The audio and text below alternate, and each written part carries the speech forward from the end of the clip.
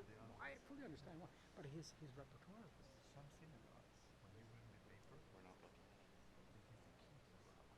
So the rabbi keeps all the papers. Got it. It's not necessary. It's very strange to Now, see. somebody brought out a guest and he's sitting in your seat over there, so I'm not going to move him.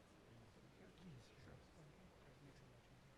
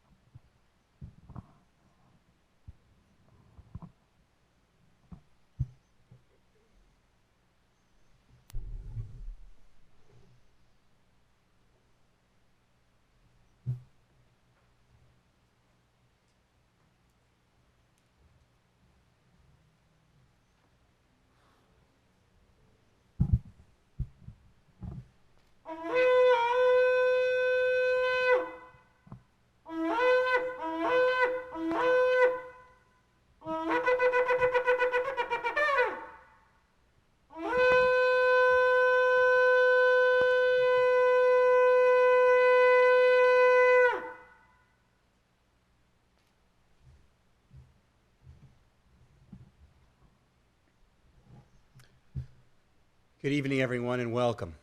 Thank you for being here.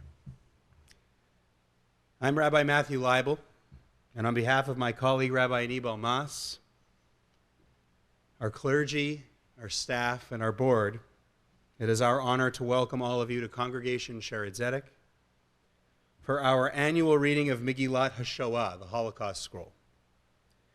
This is the 12th year of this important commemoration. And with each passing year, we get farther away from the reality of what happened in the Shoah, in the Holocaust.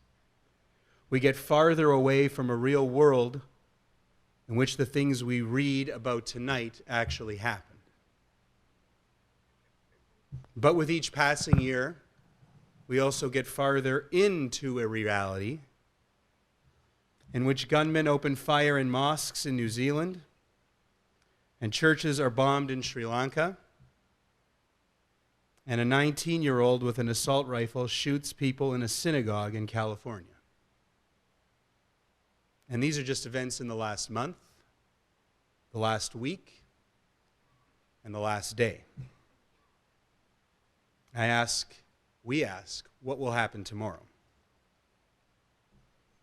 That's why with each passing year, this event and others like it become so much more important, because we cannot give up. My wife told me that yesterday the rabbi in the synagogue was shot in the hand, and the story apparently is that he continued to speak and give his sermon after being shot. The metaphor is so powerful. Neither can we give up. We can't give up fighting hate, even when we feel demoralized, especially when we feel demoralized. Hate happens in an instant. Something beautiful, something full of life is uprooted just like that. Our work takes so much longer, and its results are sometimes impossible to see from day to day, only after long periods of time. Our work is the work of planting seeds of knowledge, of tolerance, of hope, of peace, and of life. Later this evening, Rabbi Mas will be singing an incredible piece of music called A Soul Saved. I'll have the honor of playing piano for him. It's the first time we've performed this. The song taps into a powerful Jewish teaching that to save one person's life is to save the whole world. That's really all we're trying to do here this evening. If you take a look at the big picture and just how badly our world needs fixing, sometimes it feels too daunting and too overwhelming even to try. But the idea that to change just one person's mind, to inspire just one person, to make one person proud of who he is or she is, but to be tolerant of others who may be different. If we can do that, then we actually see the work, the results of our work. And that's why for me it is so moving to look out at all of you, so uplifting to see so many friends here this evening from other cultures, other religions, other communities. Because though we are reading about an atrocity against the Jewish community, other people were involved. This is not an exclusively Jewish experience. This is about hate, and hate affects us all. Anyone who is different in any way. We have just, in my community, come out of Pesach, out of Passover, the holiday where we celebrate freedom from slavery and oppression and hate.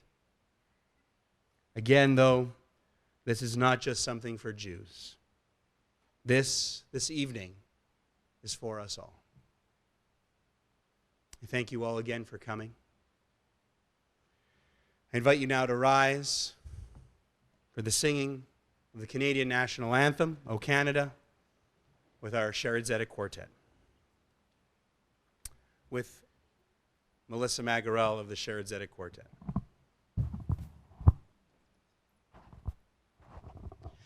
Oh, Canada, our home and native land, true patriot love in all of us command. With glowing hearts we see thee rise, our true north strong and free. From far and wide, oh Canada, we stand on guard for thee. God keep our land glorious and free. Oh Canada, we stand on guard for thee. Oh, Canada, we stand on guard for thee.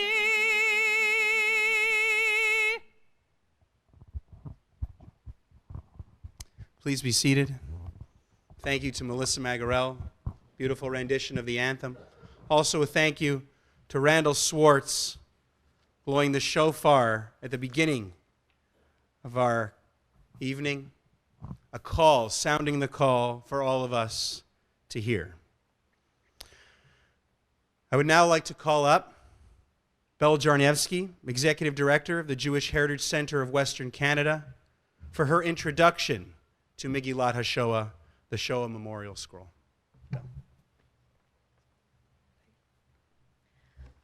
Good evening, ladies and gentlemen.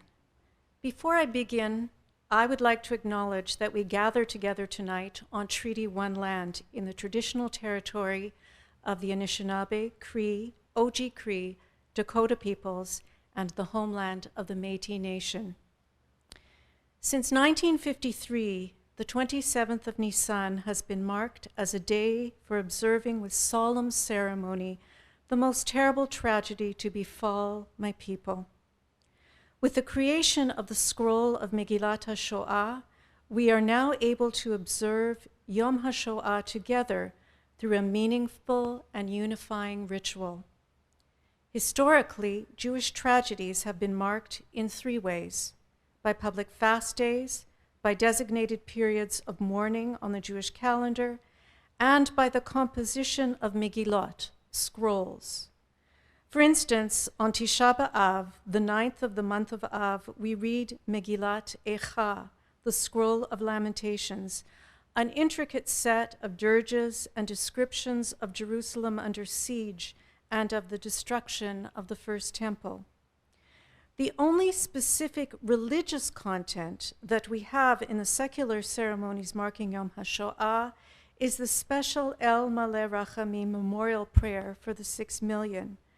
But unless we firmly anchor Yom HaShoah in religious ritual, how can we be certain that we will properly remember the Shoah 50 or 100 years from now, when there will be no more survivors or even children of survivors left to ensure that the date is commemorated? Out of these concerns, several years ago, a Toronto survivor and philanthropist, Alex Eisen, approached Rabbi David Golinkin of the Jerusalem-based Schechter Institute on Kol Nidre night with the idea of creating a scroll that would be read annually around the world. The funds for the project were raised in Toronto. An academic committee was set up in Israel, including scholars from various fields of study, from Midrash and liturgy to Shoah, Bible, Talmud, and Halakha. And Dr. Avigdor Shinan, an expert in Midrash and Hebrew liturgy, wrote the first draft in just 6 hours. After several rewrites, the committee approved the final version. The chapters that you will hear in Hebrew tonight are chanted to the same beautiful and mournful trope that is used for Lamentations on Tisha B'Av. Tonight, as you heard, is the 12th anniversary of Megillat Hashoah at Congregation Sher Zedek. We do something rather special and perhaps even unique here with our interfaith reading of the scroll.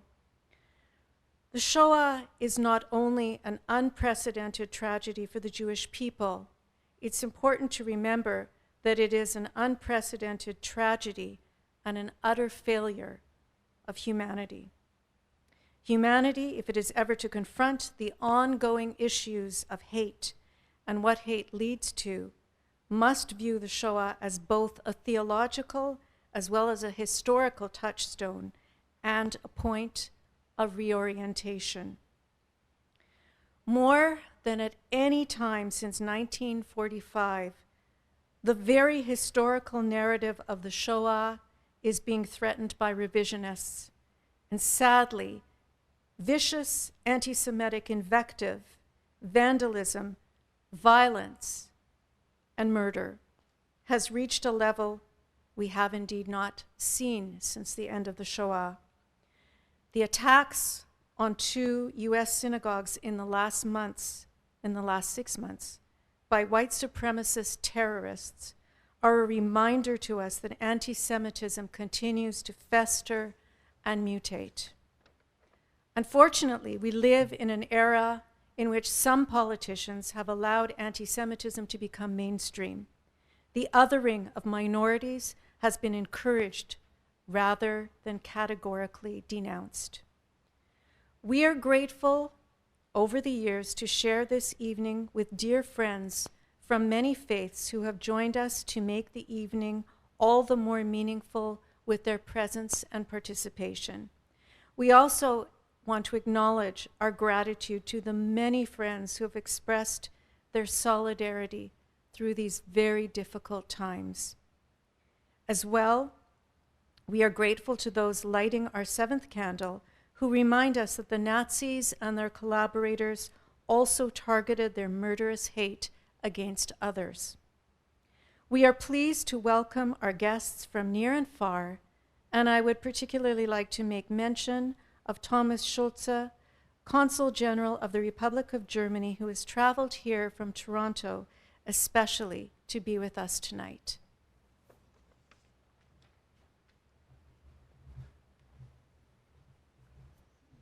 Thank you so much, Bill.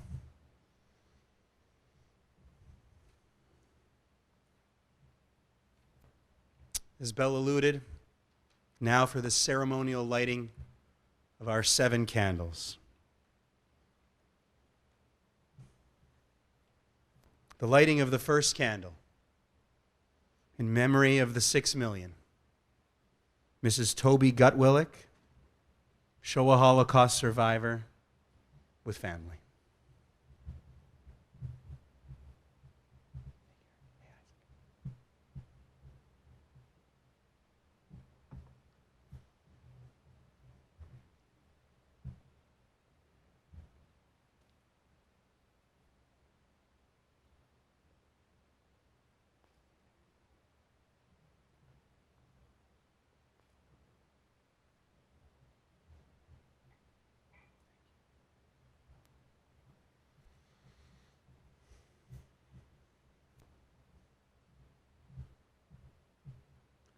The second candle, in memory of the destroyed communities, will be lit for us this evening by Frank Weinfeld, Shoah Holocaust survivor with family.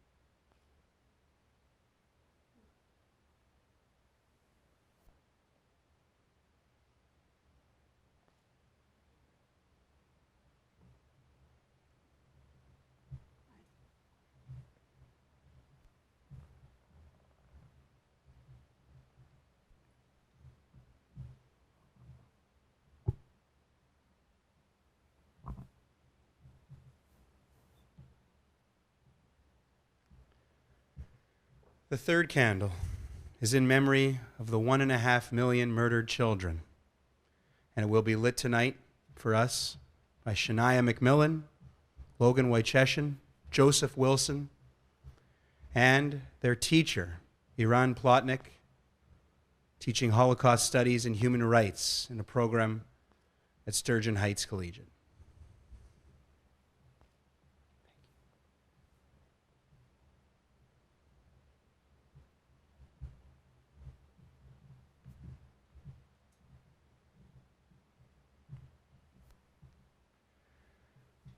The fourth candle is in memory of the ghetto fighters and partisans. Lit for us this evening by Fran Winograd, daughter of the late Philip Weiss, Zichrono Livracha, a Shoah survivor and educator.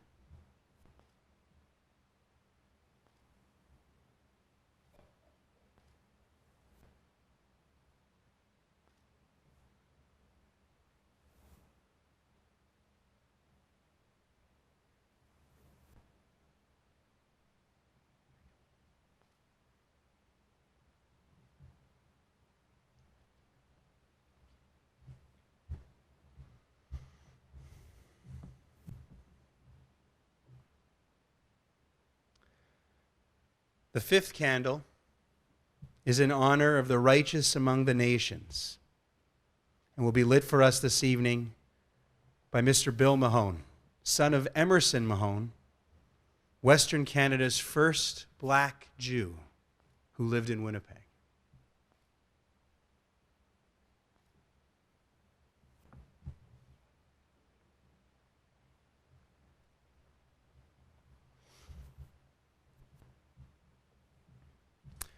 The sixth candle this evening is in honor of the State of Israel and will be lit for us by Mrs. Ruth Zeltzer, Shoah Holocaust survivor, with her family.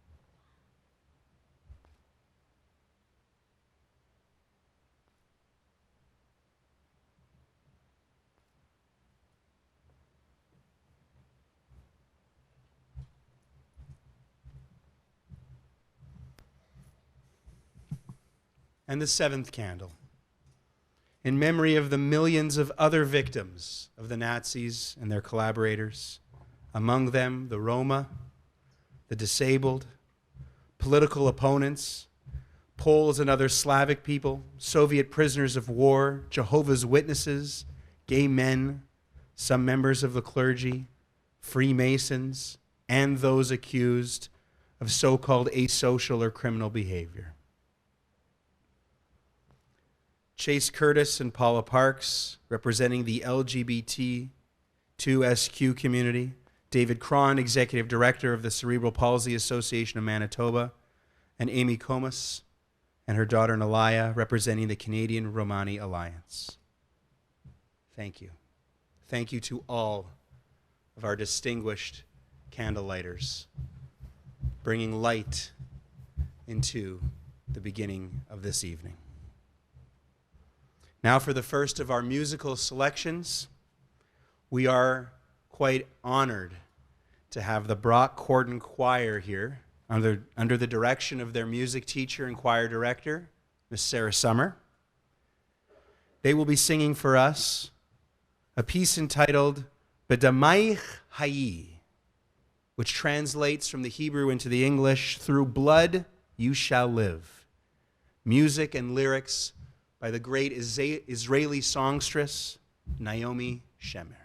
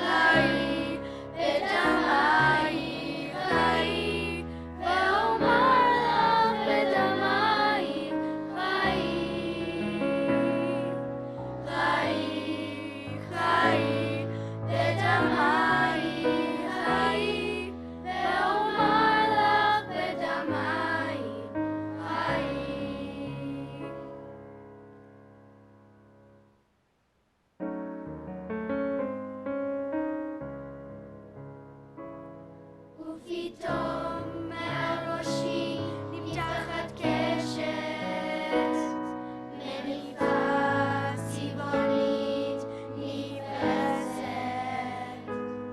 מבשרת חיים, מבשרת תקווה ושלום ושלווה וחסד. ועבור עלייך, ועבור עלייך, מתבססת בדמך, ואומר לך בדמייך חיים. ועבור עלייך, ועבור עלייך, מתבססת בדמך, ואומר לך בדמייך חיים.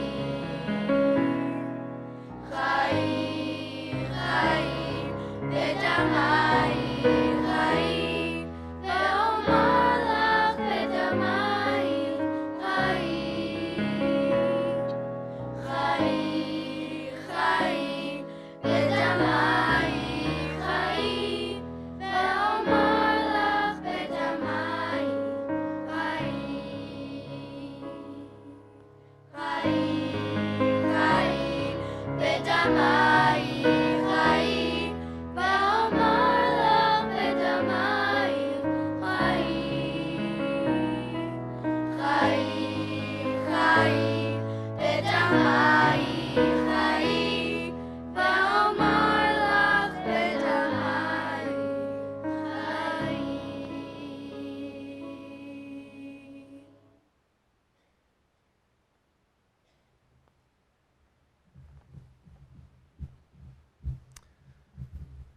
We thank the Brockorden Choir and their director, Miss Sarah Summer. Now we are ready to begin reading from Megillat Hashoah, the Holocaust scroll. We begin with chapter 1. The Hebrew reading with the special trope melody that Bell referred to will be done by Rabbi Ani Balmas from Congregation Shered Zedek. And the English reading in two parts. The first part from Thomas Schulze, Consulate General of the Republic of Germany. The second part, Reverend Stephen Jonassen, Unitarian Universalist minister at the Gimli Unitarian Church.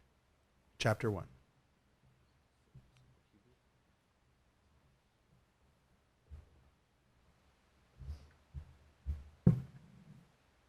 אך מה שעלו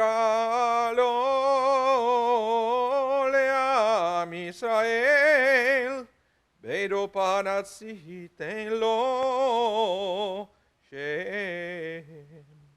ומה שעלתה לבניו ולבנותיו, אי אפשר לפה לפרשו. אין ספור בני אדם, וגלו מבתיהם, נקראו ממשפחותיכם, ושפלו עד עפר ושובדו עד מוות. 6 מיליון בדואים בצלם נחנקו, נשרפו או נורו, נקברו חיים או מתו ברב עצמה ובקור. הפעם פרה מפלצת את פיה לבלי חוק, ובצבחה מקפיא הדם, וביקשה לעקור את הכל, ולא רחם יצא להשמיד, להרוג ולאבד את העם כולו. מן הבאים בימים ועד לעוברים שבים מאימותיהם. רק אבות אין ספור דהרו דחוסות על המחנות, ועשן הערובות יתאר אל האלוהים, אך השמיים היו נחושת והרקיע ברזל. שיקשוק גלגלי הקרונות יתערב וינביחות הכלבים, ואל טריקת דלתות הברזל יצטרף רעש הנעליים המסומרות. כתזמורת ענק דורסנית, הרישו כל אלה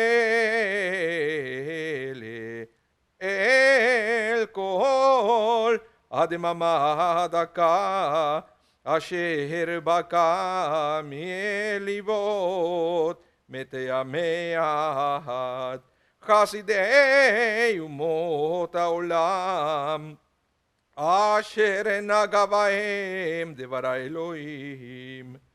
זכרה להם אלוהים זאת לטובה, הרבה כבר ראיתי והרבה עוד אראה. אך מה שנגלה לעיני שם לא אוכל לשוב ולראות.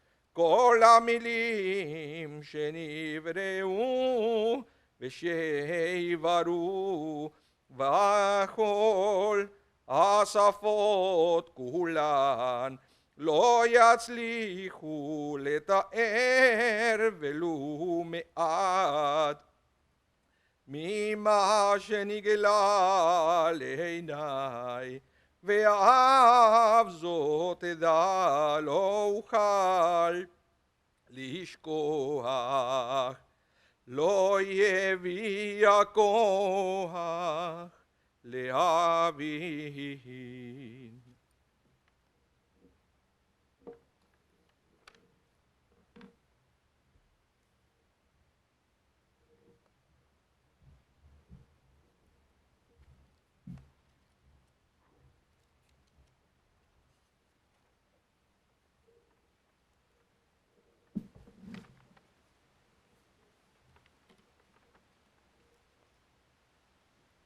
In the beginning, so spoke the chronicler. Long is the history of the eternal people, extending for millennia, including good years and bad years, tranquil years and dreadful years, in its own land and in diaspora lands. Among the nations and as free people, it enjoyed long periods of repose, during which it contributed to its endowments to fellow mortals, bestowing upon them the Shabbat and faith in one God, the book of books and the teaching of the prophets. At times, however, in darkened and difficult days, it struggled under the burdens imposed by vanquishers and subjugators. It was afflicted, body and soul, by religious wars and persecutions, burnings at the stake, and being crowded into ghettos, blood libels and pogroms, expulsions and exiles, degradation and derision. The people had neither serenity nor tranquility, and the monster of Jew hatred again and again threatened to swallow it while rose up against it in every generation attempting to destroy it. Nevertheless, the people gritted its teeth, accepted the heavenly judgment, and groaning, even at times, stretched its neck on the sacrificial altar. Homeless and hunted, it sought a safe haven, a refuge for resting, while until the time of wrath had passed.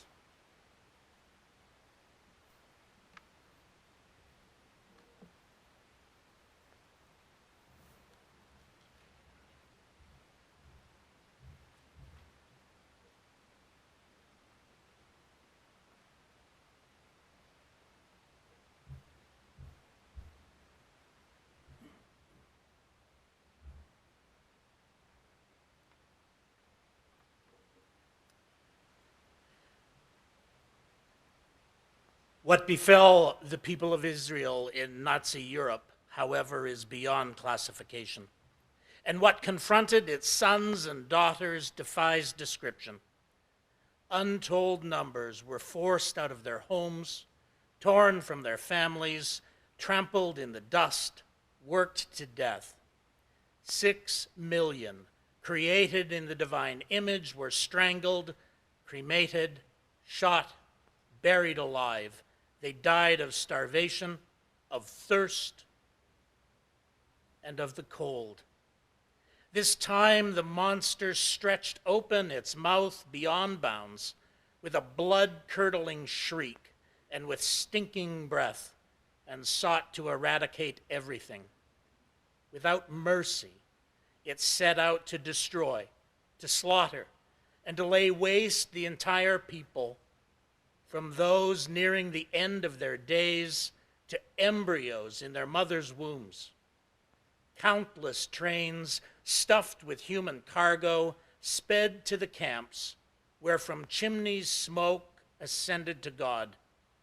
But the heavens were brass and the firmament iron. The click-clack of boxcar wheels blended with the barking of dogs, and the clank of iron doors merged with the stomping of hobnailed boots. Like a gigantic, thundering orchestra, all of these sounds silenced the thin, small voice bursting out of the hearts of the precious few, the righteous of the world's nations, who had been touched by the word of God. May God recall their deeds in their favor. So much have I seen, and so much have I yet to see, but what was revealed to me there I never could see again. All of the words of the world, created and yet to be created, in every single language, will never be able to describe even a small part of what was displayed before my eyes. And this too do I know, never will I be able to forget, and never will I have the power to understand.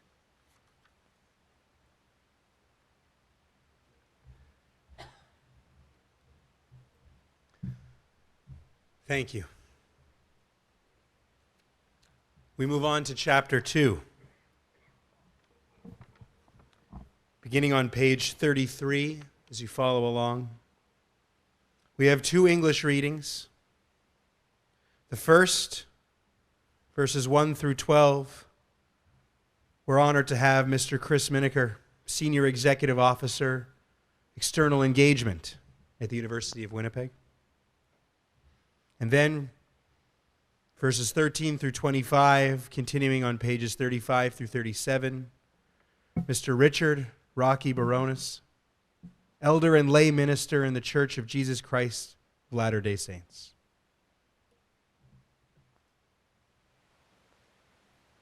The earth is filled with chaos and confusion.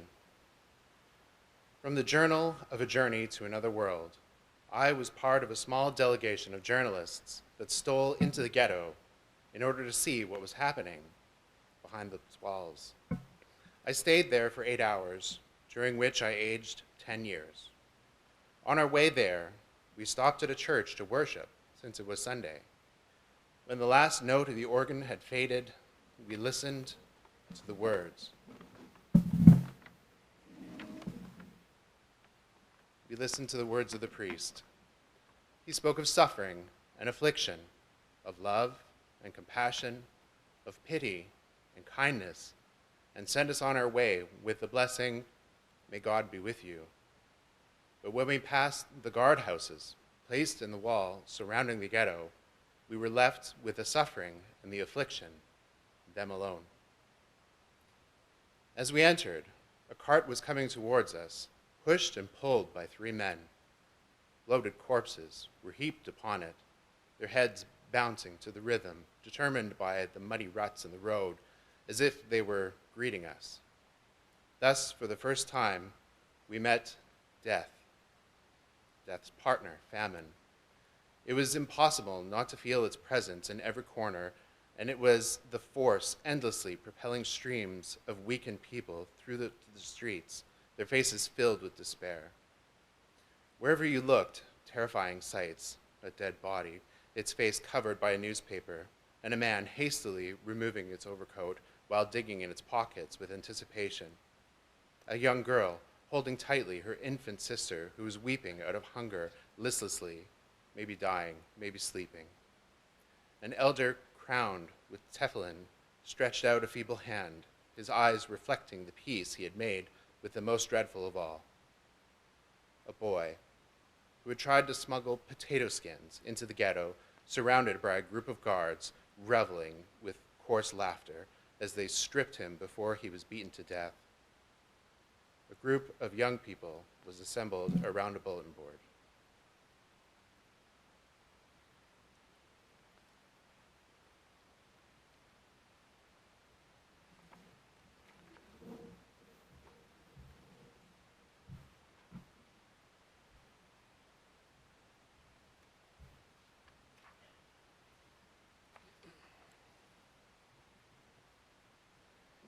A group of young people was assembled around a bulletin board. One of the announcements, written in Yiddish, drew my attention. It was explained to us that this was an announcement about a concert to be held that same day, that very day. A small choir and a violinist. Other announcements told about Torah instruction and lectures on current events. Did these have the power, even if momentary, to silence gnawing hunger or to stifle the dread of what the future held? Whence did this nation draw the strength to stare into the eyes of the destroying angel? We also met with members of the Judenrat, community leaders, those unfortunates into whose hands were entrusted the lives of their brothers and sisters without the power to save them. Once again, they were forced to organize people for a transport, while the motors of the trucks already were roaring in the central square. With shoving and shouting, mothers and their children were forced, along with the elderly holding their canes, the ailing and the crippled and the feeble, into cavernous maws of the trucks, and all their eyes were filled with nightmarish terror. On their way to the nearby train depot, the trucks left behind them a silent scream shrouded in black smoke, and the painful, certain knowledge that tomorrow and the day after tomorrow, this scene would be repeated until the ghetto's last breath. The return to the city's main street, with its traffic and tumult, crowds and carousing, brought me at once from one world to another. A narrow wall and a few gates separated worlds that were so different. What do the dwellers of one world know about their neighbors in the other one? And if I were to tell, would they listen? And if they were to listen, could they believe? And if they were to believe, would they not attempt to explain or to cleanse their consciences with scores of different and differing rationalizations? And if they were to ask me why all this befell the Jews, how could I answer?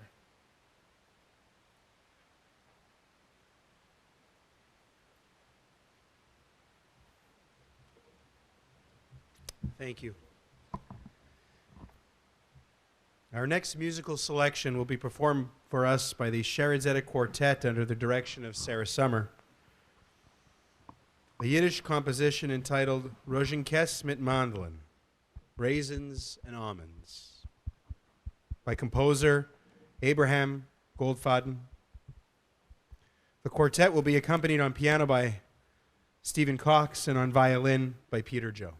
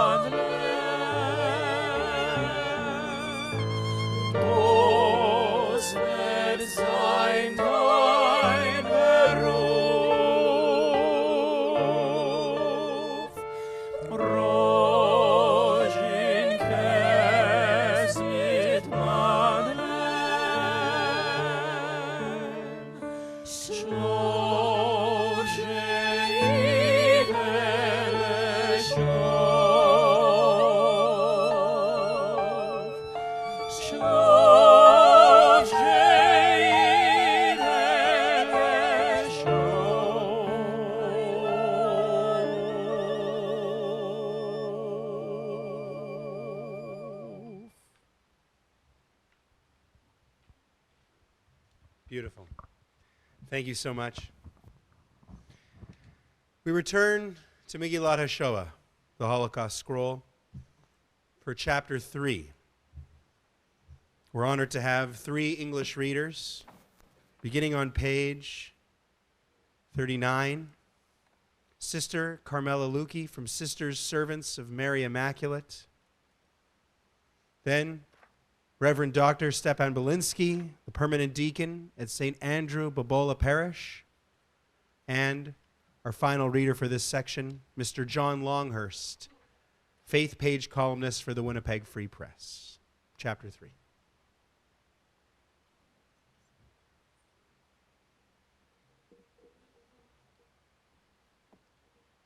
The darkness spread all over. Written upon a scrap of paper found between 2 wooden beds. Gertrude is my name. There were many Gertrudes in my town, but in this long, cold barracks there was no Gertrudes but me. There is an Anushka here who comes from Ukraine, and Gettel from Poland, Helen from Germany, and Grazia from Greece, and a continuing long list of those who once were women. What cruel, callous magnet drew us here from all corners of the continent and cast all of us into one mold. Wooden shoes and a dress of coarse fabric, a blanket to cover our body in a cold that knows no mercy, and a tin plate and a spoon that never could hold enough to satisfy the incessant gnawing hunger. The past is becoming blurred, replaced only by the present. Today, right now, this moment, the sewing machine, a portion of foul soup, the lineup where some of us collapse and from which others are plucked away to disappear, accompanied by shrieks and dogs, and no one knows where. The present fills all of our existence, but the future no one speaks, and with difficulty I remember the past.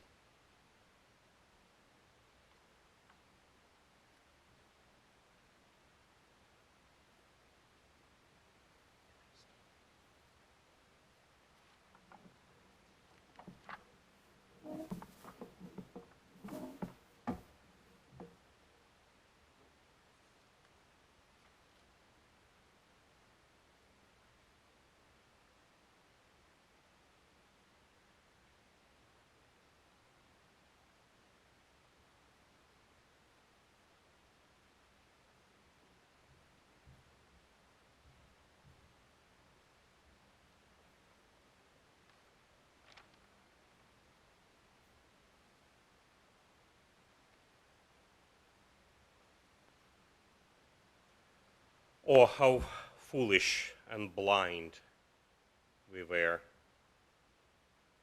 We rejected the advice to abandon the homeland, to immigrate to the distant east, and we hid ourselves from the signs, no Jews allowed. Our ears is sealed from hearing the hateful speeches, for they were just words. And what can words really accomplish? With all our might, we wanted to believe that if only we would humble ourselves a short while, the storm would pass and be no more. Even after the night of the burning synagogues, when the streets were covered with shattered glass, we continued hoping for the best, since nothing worse could come to pass, and after all, everyone was cultured there. Alas for the blind fools who did not know what the future held. It was on Friday night. We were sitting in the salon, and my crippled, wheelchair-bound father, Manfred, was singing alone with a choir being broadcast on the radio. Suddenly, the door was broken down, and they entered. Black uniforms and shining boots. They shoved Father into the adjoining room, and they commanded us to pack a suitcase within 10 minutes. Where you are going is safe and sheltered, they said. Hurry, hurry.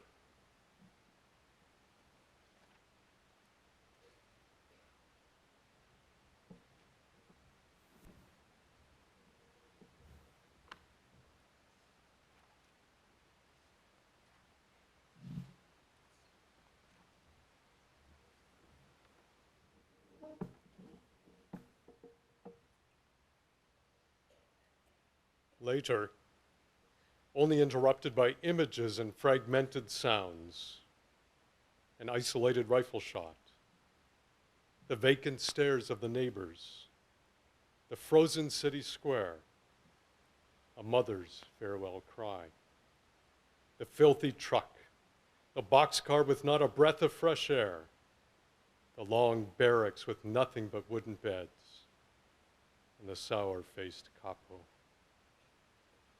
Our hair they shaved when they brought us into the barracks, and in place of the 6-pointed yellow star, they burned a blue number into our arms. And from that moment, only sewing and sewing from morning to night, without rest, day after day, hats, coats, shirts, and trousers appropriate for the shining boots. At first, I still asked, why? Why me? Why us? Why now? But I stopped asking. The question is more painful when there is no answer. Tonight they will take us to another location. This is what the capo told us. She did not add another word, but her face was gloomy.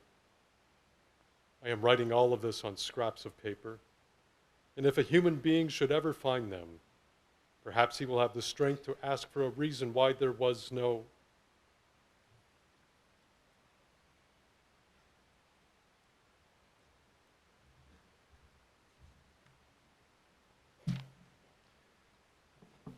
Thank you to our readers. We pause for another musical selection. Again, turning to the Sherazadic Quartet under the direction of Sarah Summer and with accompanist Stephen Cox on piano for a composition entitled Even When God is Silent by composer Michael Horvit.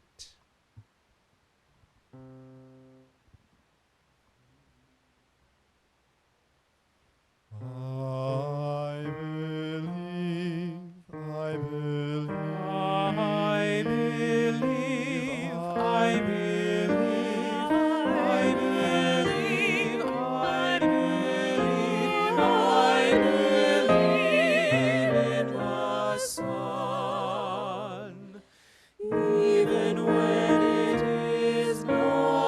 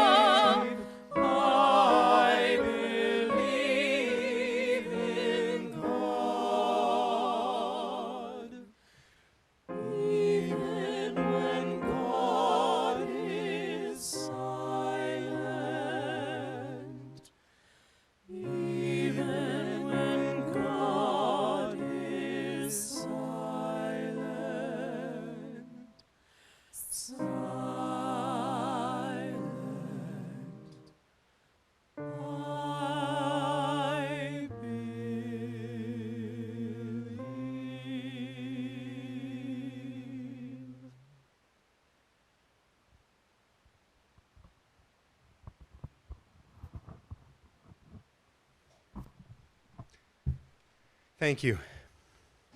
We return to the scroll, chapter 4. We're honored to have two English readers for chapter 4, beginning on page 45. Mr. Rafiq Punjani, Imam of the Ismaili Muslim community and Managing Director for Right at Home Canada, and Mr. Stephen Shipper, Artistic Director, Royal Manitoba Theatre Centre, chapter 4.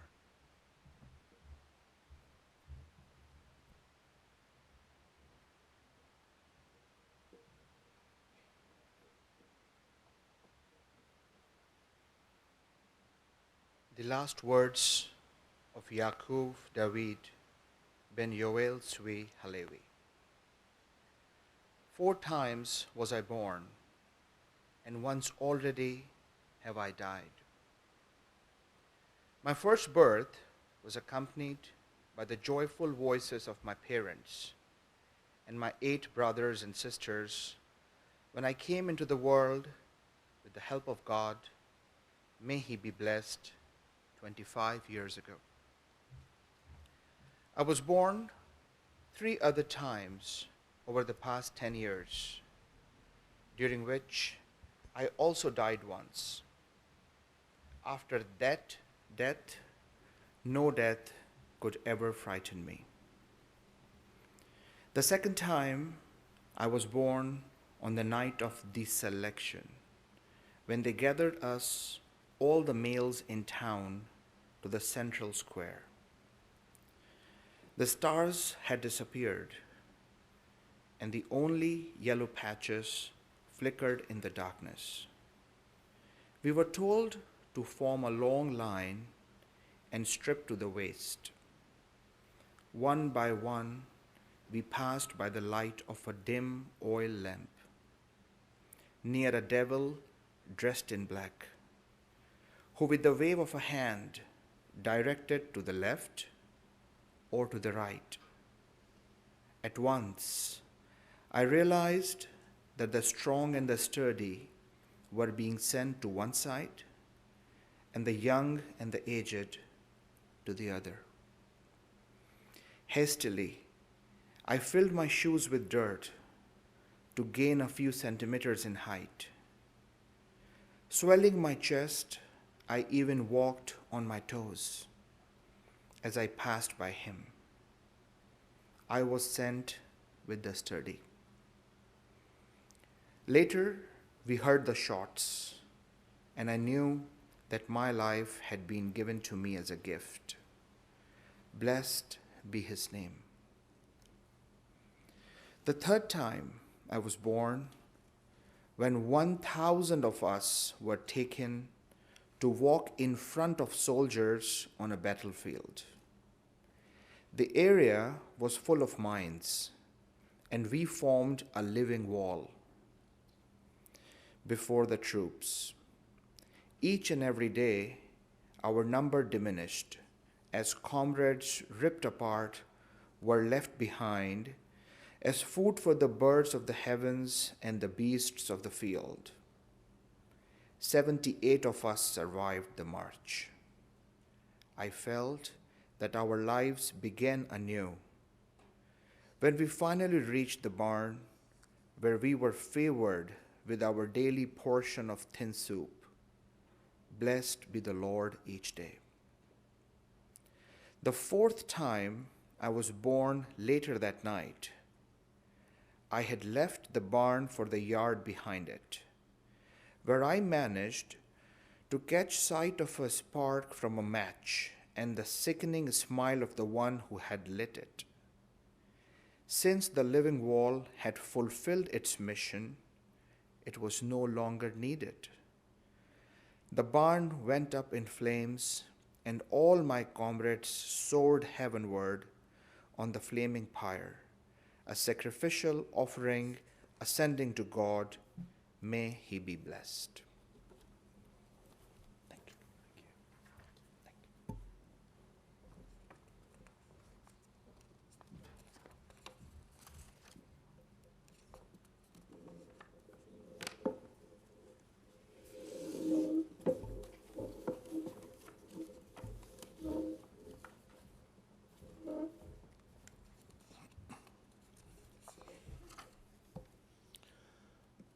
Whoever has been born 4 times will not die only once. My death came to me after I had fled from the sight of the fire.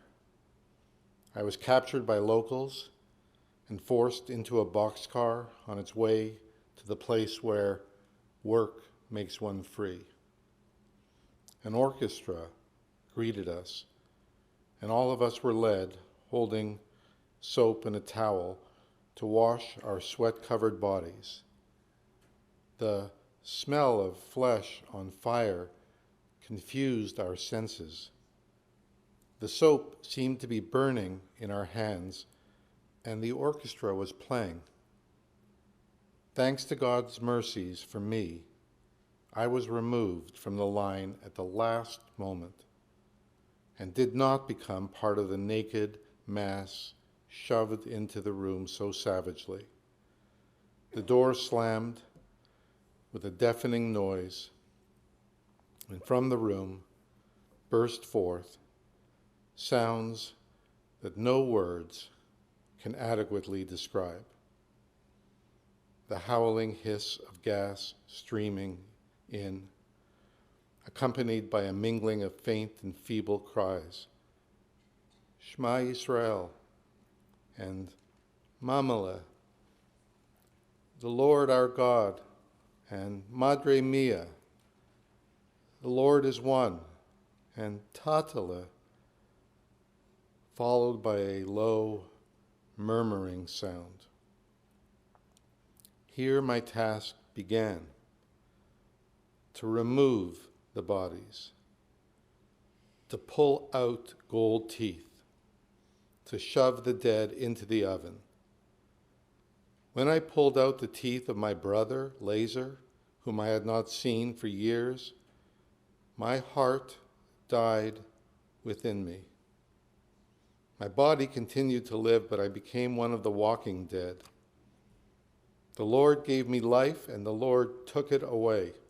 May the name of the Lord be blessed. How the Master of the universe has taken such trouble to ensure that we would lose our faith in him. Yet, in spite of his wrath and his rage, we have refused to succumb.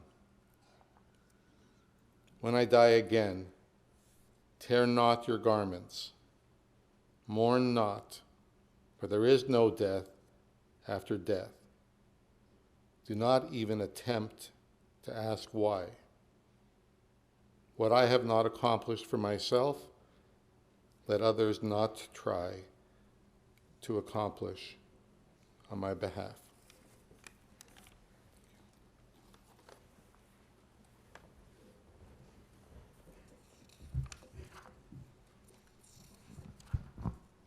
Thank you to our readers. Chapter 5 begins with another Hebrew reading. We're honored to have Dr. Bonnie Cham, past president of Congregation Sharet Zedek, who has been reading this chapter for the last several years. Again, chanting it in the trope of Eicha, the trope of the Scroll of Lamentations. Our English readers for chapter 5, beginning on page 51, we're honored to have Mrs. Laurel Malkin, president of the Jewish Federation of Winnipeg and president of the Women's Musical Club of Winnipeg, and Mr. Stan Fontaine, representing Sagkeeng First Nations. Chapter 5. בת קול משמיים מרחפת ואומרת, על אלה אני בוכייה, על הריה של גרטרוד, שנקראו זה מזה בפירוט. על אלה אני בוכייה, על גרטרוד ואנושקה וגיטל והלנה וגרציה, שכלה כוחן במחנות העבודה. על אלה אני בוכייה, al anshe hayud nerat, ve'al hakapo hayehudia, שנדרשו למלא תפקיד שאין אדם יכול למלא. על אלה אני בוכייה. על יעקב דוד בן יואל צבי הלוי, שמת פעמיים ונולד ארבע. על אלה אני בוכייה. אל תשמעו 22 וחבריו, שעלו השמיימה בשדות המוקשים. על אלה אני בוכייה. על 77 הניצולים, שעפרם צבור במטבן. על אלה אני בוכייה. על עזר שאף במדבים, שבחלומותיו לא ראה את אחיו, עוקר את שיני הזהב מגופתו. על אלה אני בוכייה. על אלה אני בוכייה.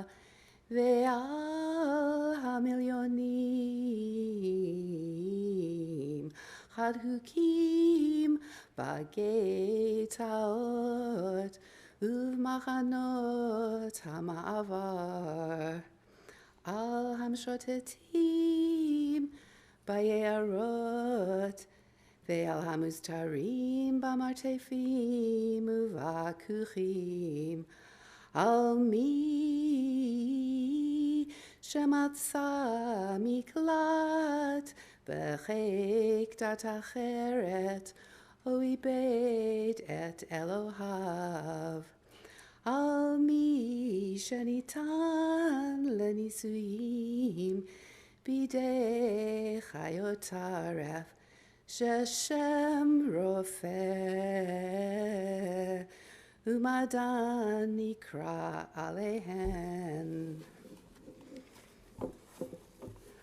על מי שמת ברעב ובצמא, נחנך למוות ברכבת מסע או בתאי הזהב. נורא נקבר חי או נשרף. על מי שחוצת להורג בתלייה, למען יראו ויראו. על מקדשי שם שמיים ושם ישראל, שסירבו להיכנע ונלחמו עד מוות. על מי שאיבד את ביתו וכבודו ותקוותו. על מי שנותר בחיים לחיות את הזוועה מחדש, יום יום ורגע רגע. על אלה אני בוכייה. על עוללים שלא למדו לחגות עמה. על ילדים וילדות שנראיהם נגזלו מהם, והם קמלו טרם פריחה. על עלמים ועל עמות שלא נתברכו מתחת לחופה. על זקנים שלא זכו לשבע של חסד, על התזמורות ועל המוזיקה ועל כל יפי העולם, שעבדה לא ציוו צבעוניותו, זכלו רחום ואפור ושחור, על כל אלה אני בוכייה.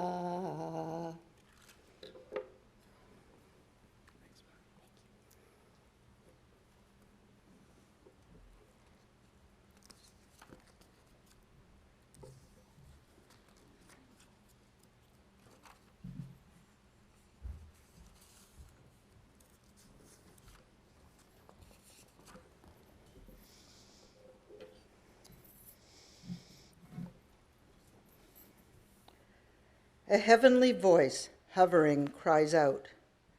A heavenly voice cries out, for these do I weep. For Gertrude's parents who were torn away from each other, for these do I weep. For Gertrude and Anushka, Gittel, Helen, and Grazia, whose vitality came to an end in labor camps, for these do I weep. For the members of the Judenrat and for the Jewish capo, who were asked to fulfill a task that no human being could fulfill. For these do I weep. For Yaakov David ben Yoel Tzvi Halevi, who died twice and was born 4 times. For these do I weep. For 922 comrades who from minefields ascended the heavens. For these do I weep. For the 77 who were saved, whose dust was gathered in the barn. For these do I weep. For Lazar, who in his most terrifying nightmares never saw his brother pulling gold teeth from his corpse. For these do I weep.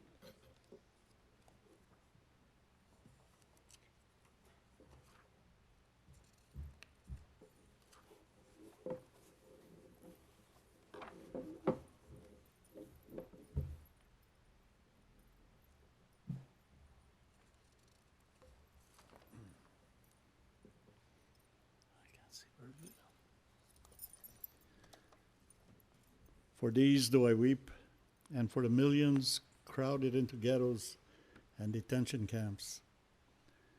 For those wandering in forests and those hidden in attics and in underground bunkers.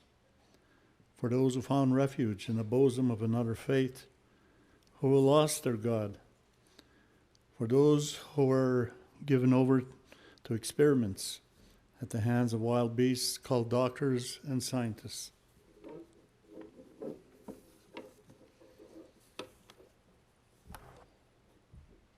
For those who died of hunger and of thirst, smothered to death in fire, in freight trains or in gas chambers, shot, buried, alive, or cremated. For those who were brought out to be killed by hanging, so that they would be seen for those who sanctified God's name in the name of the people Israel, refusing to be subdued, fighting to the death. For those who lost their homes, their dignity and their hope, and for those who left alive to live the horror anew day after day, moment after moment. For these do I weep, for infants who never learned to say mommy, for boys and girls whose youth were stolen from them, who withered before coming to blossom, for young men and women who were never blessed beneath the wedding canopy, for the elderly denied the privilege of a gracious old age, for the orchestras and for the music, and for all the world's beauty whose rainbow of colors was lost, replaced by only brown and gray and black. For all these do I weep. I struggled so hard before the veiled curtain, before the merciful and gracious one, of great kindness and truth. How I begged, how I wanted to understand. Was all of this known on high? Was this the decree of God, who is filled with compassion? This was the reward of such a nation? But there was no sound and no response, only in that exasperating silence. The Most High abides in secret. God dwells in the shadows of silence. Deep, hidden, and awesome are the events. No one understands them, not even echoes of the heavenly voice.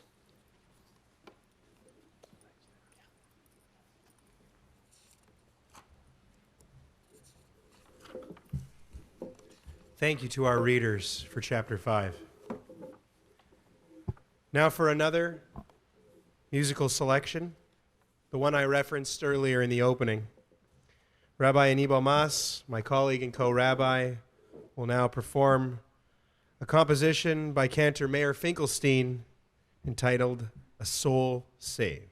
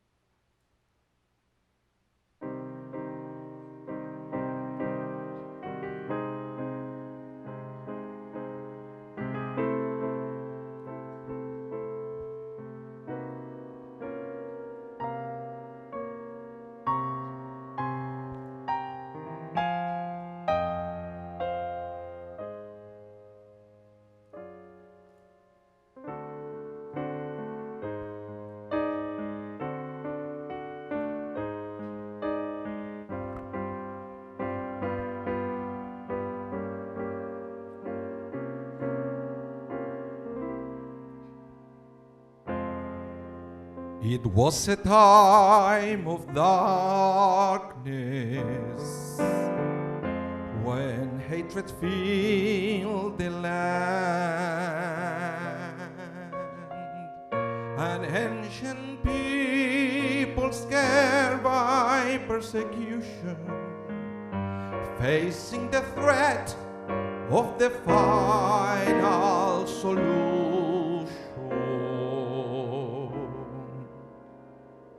But in the midst of this madness, there were a righteous few with a kind heart and a noble soul, risking their lives to save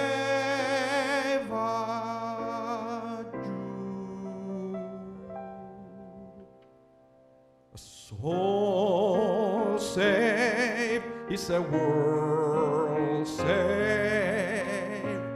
is the spirit of love. Alive, love means a world alive, is the light from above, and we will remember all the goodness in the heart. A soul saved is a world saved in the spirit of love. It's the spirit of love.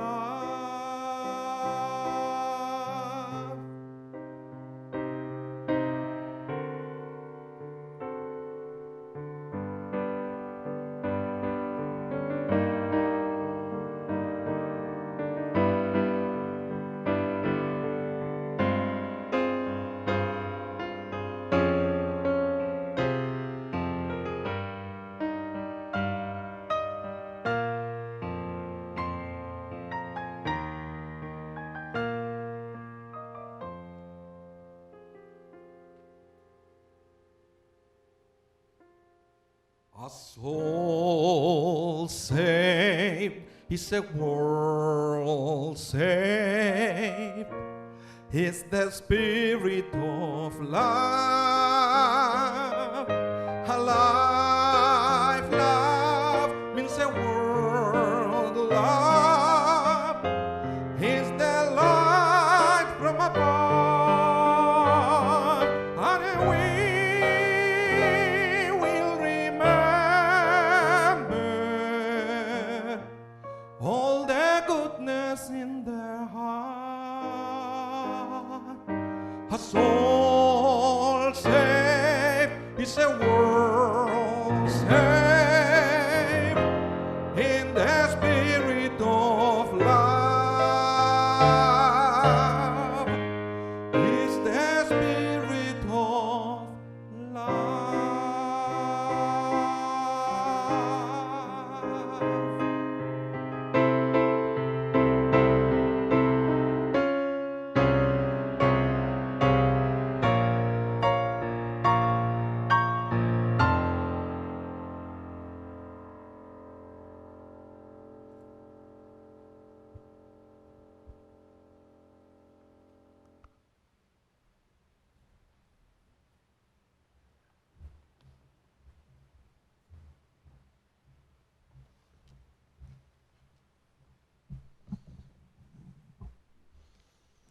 And now for the final chapter from the Megillah, chapter 6. We're honored to have two English readers with us this evening. Reading the first part, Mr. Michel Aziza, the chair of the Operation Ezra Project. And reading the second part for us, Ms. Ruth Livingston, manager of the Penn Torah Project at Temple Shalom Synagogue. Chapter 6.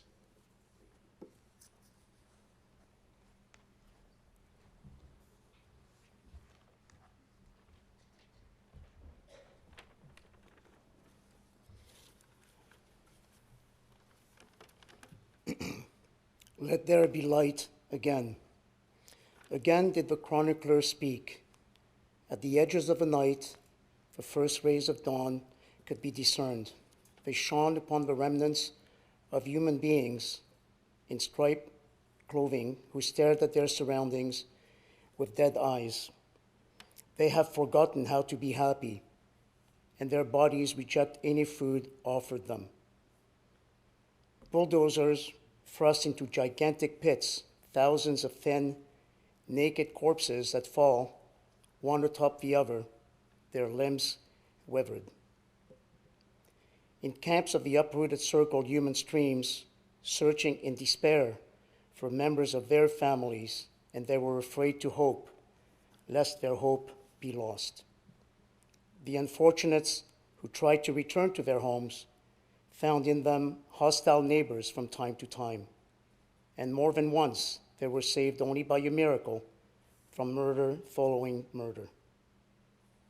People who did not know or who had sought not to know, who refused to believe or who forbade believing, stood with tearful eyes, not knowing where to direct their gaze or how to cleanse their conscience.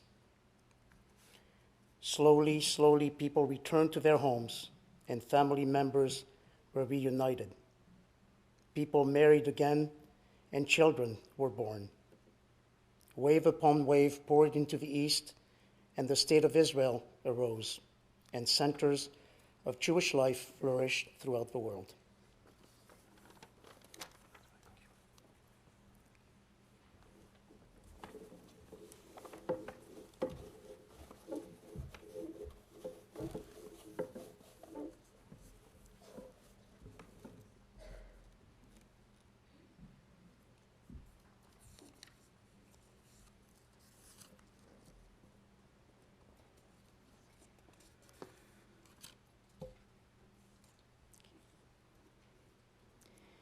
Trains traveled to resorts once again, and orchestras were making joyous music in all corners of the land. Perhaps this is the way in which heaven sought some consolation for those who suffered and mourned. The heroism of courageous resistors was revealed and proclaimed. and Mourner's Kaddish was recited for the dead. Memorial books were written. Monuments were erected so that finally, mourners could find a place where they could weep for their dead. Criminals were punished, and those who were afflicted in body or soul received help. Nevertheless, it was impossible to restrain the angel of dreams who continued to terrify the rescued night after night. Impossible to silence the gnawing voice of conscience which demands an explanation for satanic evil and for apathetic hearts. Such questions as, why, God, why? Why us? Why them? Why now? Why in that way? Are left suspended in midair, hovering over all human deeds, and there is no response. Time will tell what we have learned. Only time will reveal whether we truly have listened to the voice of the blood of the slaughtered crying out of the earth. Do not mourn too much, but do not sink into the forgetfulness of apathy. Do not allow days of darkness to return. Weep, but wipe the tears away. Do not absolve, and do not exonerate. Do not attempt to understand. Learn to live without an answer, and through our blood, live.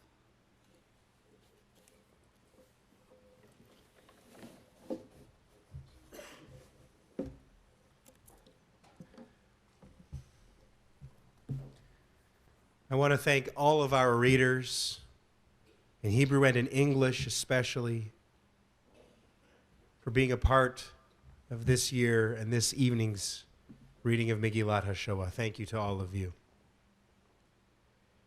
We will conclude now with a few closing rituals.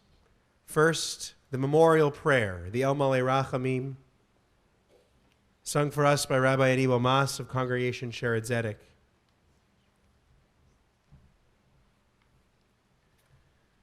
In the program, you can read about the Holocaust era Torah we have here at Shered Zedek, as well as the story of Emerson Mahone, whose son Bill lit a candle this evening, and also the biographies of all of our readers. Holding the Torah, Karen Lazarek, is Rabbi Mas Chants, and you can follow along on page 62. Please rise.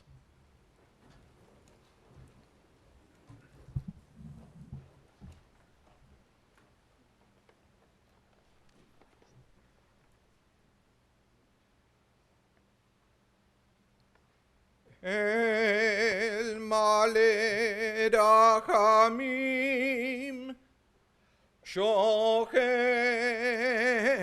Bameroimim Hametzeh Menucha Nechona Tachat Kanfei Hashechina Ve'ma'alot Kedoshim Kedoshim Uteorim Kezoyer Raki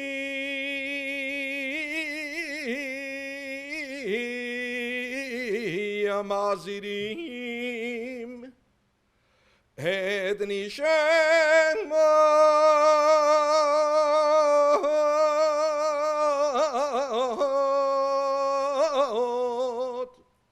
Et Nishemot HaKedoshim Ve'ateorim Shehu Metu ושנהרגו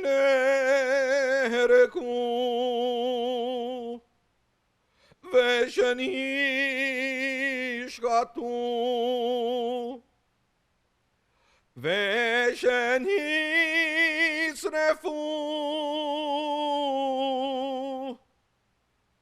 ושנטבחו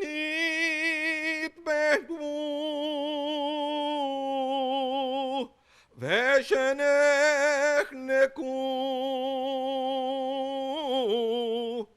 על קידוש השם בעבור שבליני דרתן צדקה וידעת סקדת נשמותיהם וגן עדן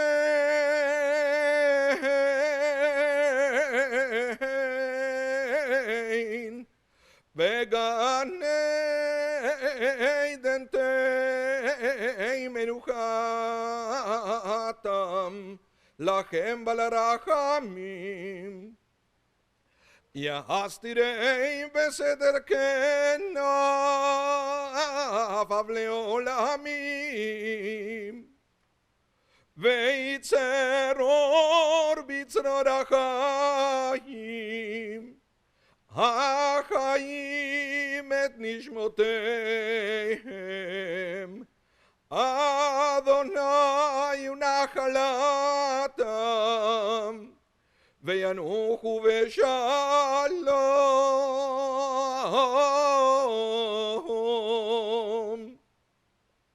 על משכבותיהם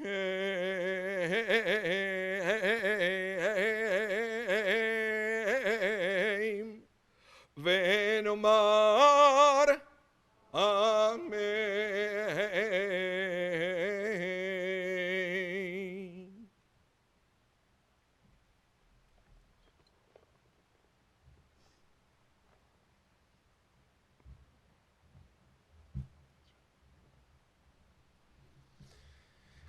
And please remain standing as on page 62 we can recite together the words of the mourner's Kaddish.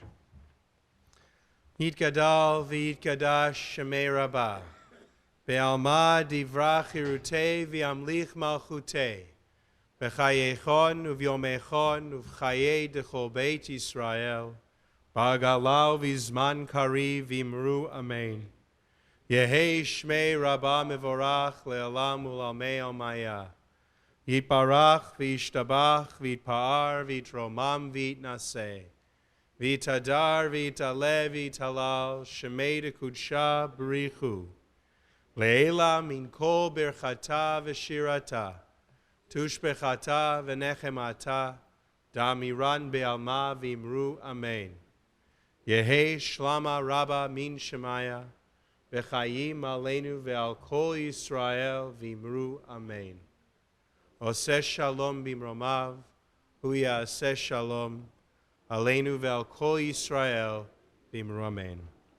May the one who creates peace and harmony on high bring peace to us and to all Israel, and again let us say, amen. Please be seated.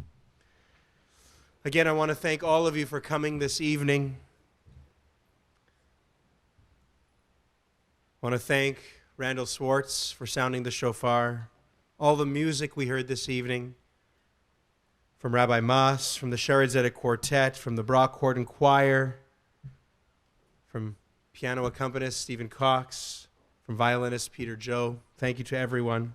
I want to thank Bel Jarniewski, again, Executive Director of the Jewish Heritage Center of Western Canada, for opening remarks and for helping with our shamus and lay clergy, Bill Weissman, to coordinate this entire event.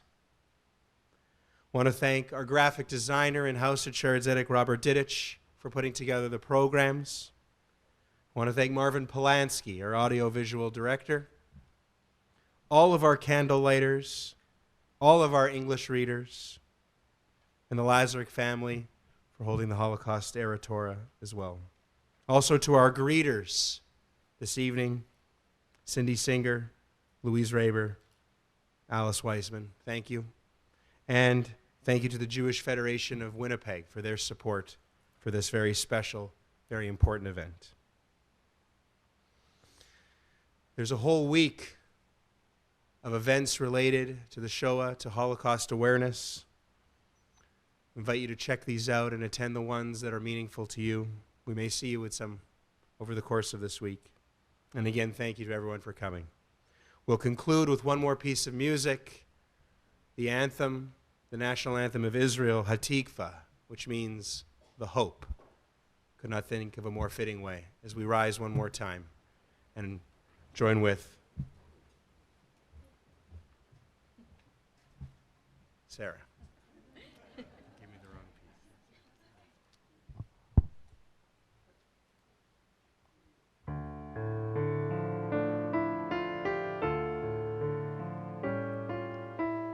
Kol od balev avrima, nefesh Yehudi homiya, ulfatei mizrach kadima, ayin letzion Sophia. Oh Lord, Hatikvateinu, Hatikva bat shnot alpayim, liot am chofshi be'atzenu, Eretz Zion, Yerushalayim, liot am chofshi be'atzenu, Eretz Zion, Yerushalayim.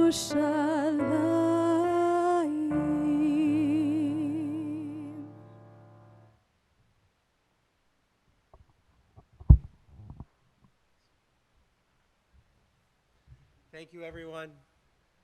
Get home safe. We'll see you the next time. Thank you.